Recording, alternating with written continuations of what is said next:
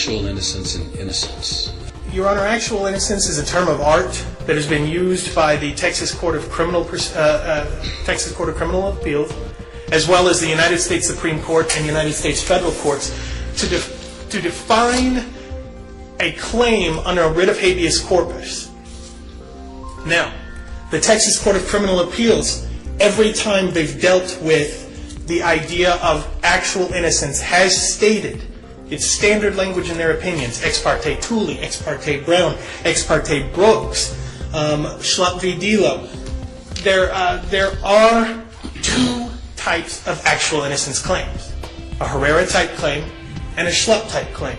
That is the standard language every time the Court of Criminal Appeals meets and issues an opinion on the issue of actual innocence. Does the modifier actual add anything to the word innocence at all? Does it make it distinct from ordinary innocence as opposed to actual innocence? What does actually mean? Your Honor, I believe that the term actual innocence is more theoretical in the concept of the overall judicial concept of once you've had a finalized conviction. At that point, it's not a merely insufficiency of the evidence standard. You must show that you were actually, factually innocent. Do you believe that if somebody says, I have a reasonable doubt as to this person's guilt, does that mean the same thing as saying, I find this person actually innocent? Insofar as you're talking about an insufficiency of the evidence standard, I have a reasonable doubt that there's enough evidence to show this person is guilty. No, they are not the same. In United States v. Radican, the Ninth Circuit Court of Appeals, in discussing the federal standard, said that in a Schlupp-type claim, in order to meet the Schlupp standard, you must show actual, factual innocence and not merely insufficiency of the evidence. That is what Billy Allen was able to do in Ex parte Allen, or else he never would have had the writ granted.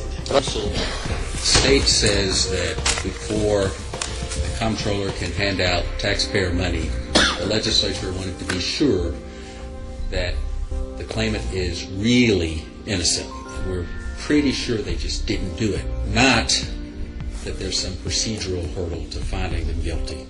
Before we hand out the taxpayers' money, that's what the legislature wanted. What's your response? My response is the state intended to compensate innocent people that spent time in prison. That's the intent. Remember, this court last year declared this is a remedial statute. It's not subject to the more stricter rules of interpretation. There is no waiver of sovereign immunity.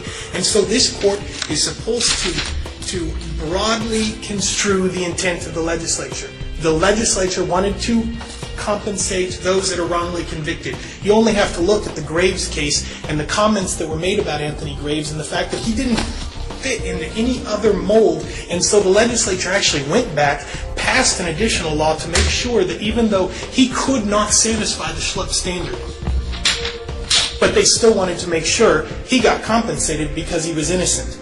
The plain and common language of this statute says, on the basis of actual innocence. The word solely isn't in there. The standard clear and convincing isn't in there. As the court has seen, the legislature could have put that in there back in 2011. They didn't. It's not there. They simply state, has been granted relief on the basis of actual innocence. In a Schlupp-type claim in Ex parte Brooks, which was cited by opposing counsel, and the reference here is 219 Southwest 3rd. At page 399, the Texas Court of Criminal Appeals cites to Schlupp and adopts this standard. In a Schlupp-type claim, you must show it is more likely than not that a constitutional violation led to the conviction of an innocent person. Now, it didn't say a constitutional violation led to a conviction.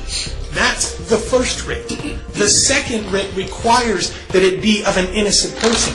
I don't see how you could get past Schlupp if you haven't shown that you're an innocent person. Not, well, you may be innocent.